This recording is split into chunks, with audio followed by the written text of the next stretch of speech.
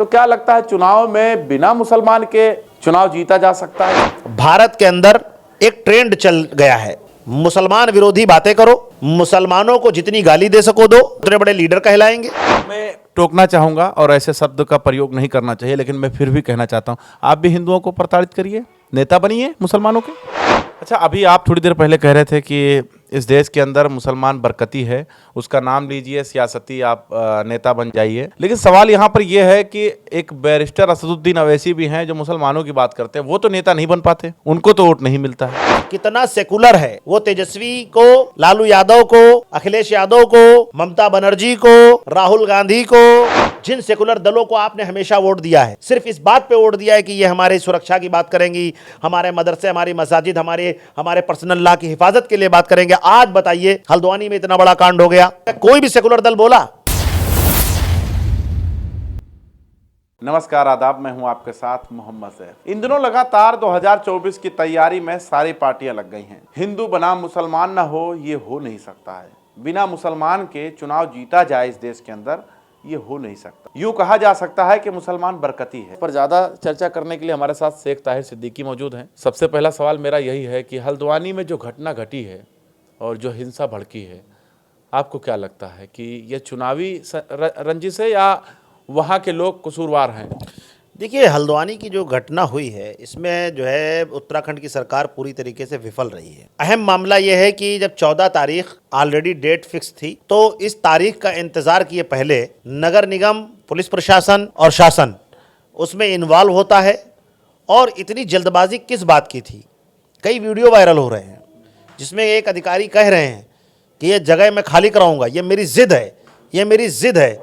तो समझने की बात यह है कि एक आईएएस रैंक का अफसर, आईपीएस रैंक का अफसर, अगर वो किसी आस्था से ग्रस्त हो जाए और मुसलमानों को कुचलने के लिए 14 तारीख का इंतज़ार किए बगैर वहाँ पर जो है डेमोलाइज का कार्य शुरू कर दे, तो सिंपल सी बात है, आक्रोश तो भड़केगा ना। बताया यह जा रहा है कि प्रशासन को पहले ही खबर थी कि दंगा हो सकता है।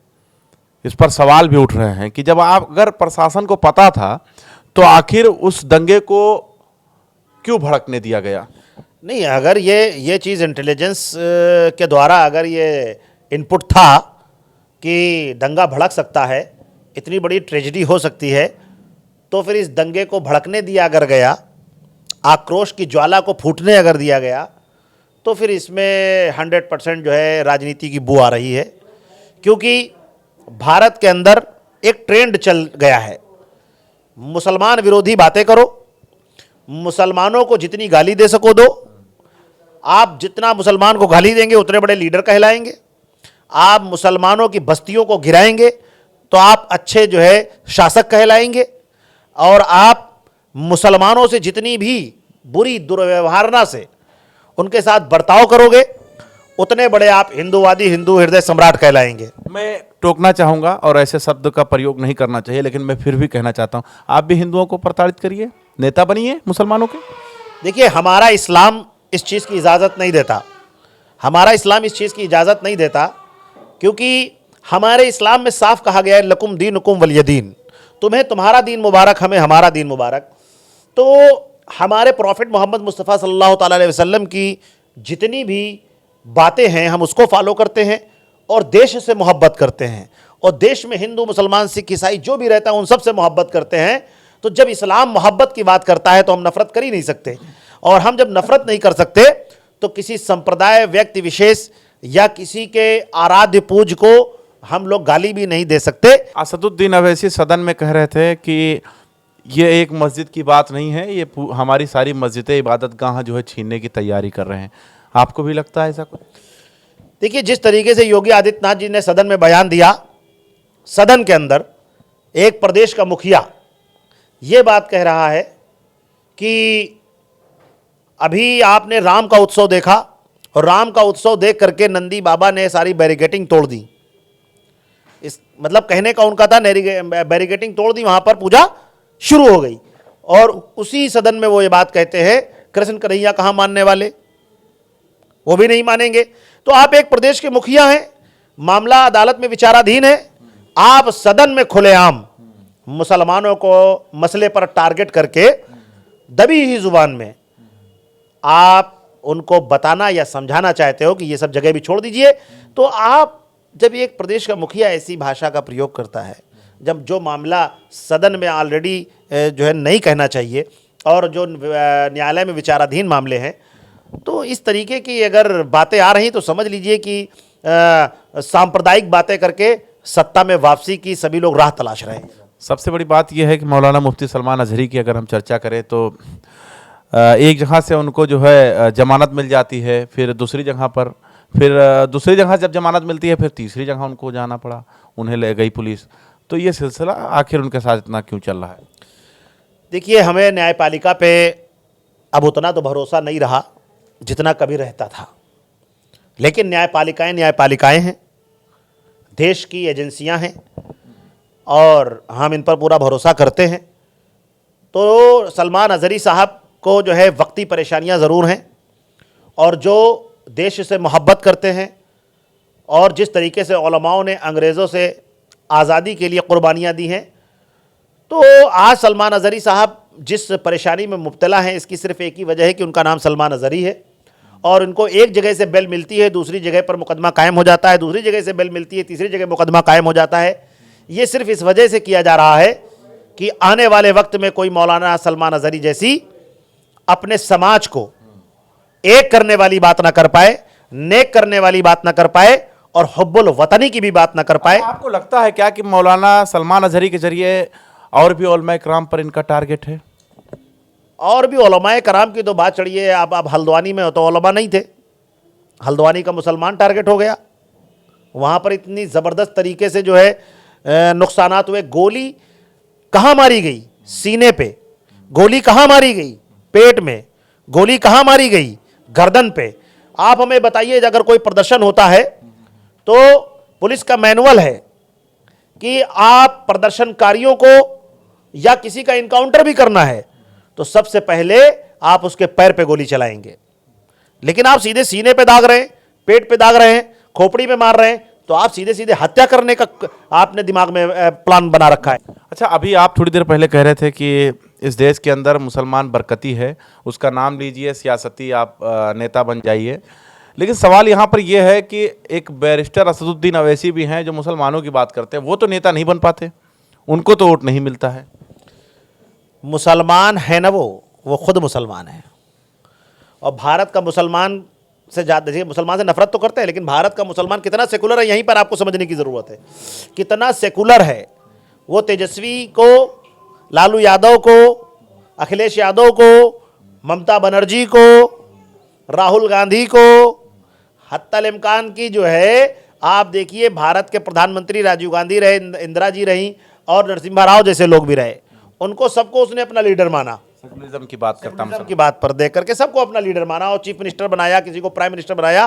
कभी भी मुसलमान ने अपने लिए वोट नहीं किया, अपने समाज के लिए वोट नहीं किया, अपना नेता नहीं खड़ा किया, अपना नेता नहीं खड़ा किया। लेकिन देखिए उसके बावजूद भी ये टारगेट पे हैं, ये डर है इनको कहीं अपना लीडरशिप न खड़ी हो जाए, कहीं ऐसा ना हो कि ये लोग भी जो है हिस्सेदारी की बात करने लगे। तो हमारा संविधान इस बात का अधिकार देता है कि जितनी हमारी संख्या बारी उतनी हमारी हिस्सेदारी, तो हिस्सेदारी की बात ना होने पाए, इनको इतना प्रताड़ित कर दो कि ये अपने दर्द में परेशान रहें, एनआरसी में परेशान रहें, यूसीसी में परेशान रहें, अपना घर बचाने के चक्कर में परेशान रहें, दूसरे मुद्दे पर बात ही ना कर पाएं। आपने देखा होगा बिल्डोजर कभी भी चलता है तो किसी और के ऊपर नहीं चलता है। जब भी कोई मुसलमान के साथ कोई मामला होता है उसके घर पे बिल्डोजर चल जाता है। तो ये बिल्डोजर भी दो तरफा कार्रवाई करता है, ये भी आस्था की बुनियाद पे चलता है, जबकि बिल्डोजर निर्जीव है, सजीव भी नहीं है, लेकिन उसको भी पता है कि चलना किस पर है। तो जब बिल्डोजर भी आस्था की बुनियाद पर चलने लगे तो फिर समझ लीजिए संविधान की धज्जियां उड़ रही कि नहीं उड़ रही। अच्छा, आप ये कह रहे हैं कि मुसलमान लीडरशिप खुद का नहीं तैयार करता लेकिन दूसरे को वोट कर देता है। हालांकि मैं खुद देखता हूं सोशल मीडिया के माध्यम से कि असदुद्दीन अवैसी मुसलमानों की बात करते हैं, संविधान की बात करते हैं, शोषित वंचित की बात करते हैं। आपको क्या लगता है कि असदुद्दीन अवैसी के साथ में लोग क्यों नहीं जुड़ना पसंद करते? असदुद्दीन ओवैसी बैरिस्टर हैं और उन्होंने कभी भी कानून के विरुद्ध कोई बात नहीं की, संविधान के विरुद्ध कोई बात नहीं की। एक अच्छे स्कॉलर हैं, एक अच्छे लीडर हैं, लेकिन मैंने कहा ना, उनकी आइडेंटिटी दाढ़ी है, टोपी लगा के चलते हैं, शेरवानी पहनते हैं, तो उनको लीडरशिप जो है कोई उनको जो है बर्दाश्त ही नहीं कर पा रहा है। मुसलमान नहीं कर पा रहा है। मुसलमान तो बर्दाश्त करेगा क्यों नहीं, लेकिन मुसलमानों को अब यूनाइट होना पड़ेगा। मुसलमान को यूनाइट होना पड़ेगा। मैं ये नहीं कहता ओवैसी साहब के लिए यूनाइट होना पड़ेगा या जो है अजमल साहब के लिए यूनाइट होना पड़ेगा। अगर आप अपने वजूद को बचाना चाहते हैं, आप अपने समाज को बचाना चाहते हैं, आप अपने लिए जद्दोजहद नहीं करेंगे, जिन सेकुलर दलों को आपने हमेशा वोट दिया है, सिर्फ इस बात पे वोट दिया है कि ये हमारे सुरक्षा की बात करेंगी, हमारे समाज के जो है अच्छाई के लिए बात करेंगे, हमारे मदरसे, हमारी मसाजिद, हमारे पर्सनल लॉ की हिफाजत के लिए बात करेंगे। आज बताइए, हल्द्वानी में इतना बड़ा कांड हो गया। मतलब आपको लगता है क्या? हल्द्वानी में मैं आपकी बात, कोई भी सेकुलर दल बोला, अरे मुसलमान का शब्द नाम लेते हुए डर रहे हैं ये लोग। मतलब आपको लगता है कि अगर मुस्लिम क़यादत मजबूत होता है तो मौलाना मुफ्ती सलमान अजहरी जो है वो जेल में ना होते और हल्द्वानी के दंगा जो है वो ना होता, ये कहना है? मुसलमान क़यादत नहीं, अगर देश के अंदर संविधान विरोधी बातें ना हो रही होती, संविधान का और कानून का सही पालन हो रहा होता, तो सलमान अजहरी साहब जेल में नहीं होते। टी राजा हैदराबाद में खुलेआम मुसलमान को गाली बकते, साध्वी प्रज्ञा सिंह खुलेआम मुसलमानों को गाली बकती हैं। आप देखिए, एक जो है आपके कपिल मिश्रा हैं दिल्ली में, अनुराग ठाकुर हैं, गोली मारो सालों को, कोई तीर तरा जो है असलहा कट्टा बंदूक की बात करता है, रखो, किसके लिए रखो? उन पर कोई कार्रवाई नहीं होती, सिर्फ दो तरफा कार्रवाई, जो दो निगाहों से कानून की बात की जा रही है, ये देश के लिए घातक है। आपको लगता है क़यादत मजबूत कर देने से मुसलमानों की सियासत मजबूत हो जाएगी? मैं बार बार एक बात कहता हूं कि मुसलमान इस बात पर कभी वोट ना करे कौन जीतेगा कौन हारेगा। मुसलमान यूनाइट होकर के वोट करे और एक जगह पे वोट करे।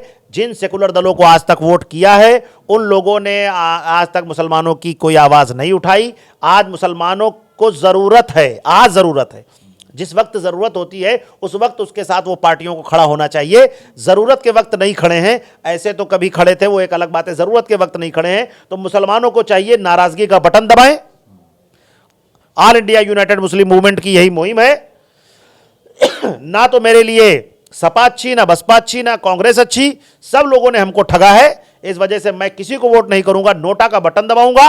मुसलमानों से मैं अपील करता हूं कि नोटा के बटन को दबाइए और पूरे भारत में इतना नोटा दबाइए कि नोटा को जिताइए अपनी अपनी विधानसभा में। जितने भी सेकुलर दल हैं सबको अपनी हैसियत के बारे में पता चल जाएगा, क्योंकि बिना मुसलमानों के कभी ये सत्ता में नहीं आ सकते।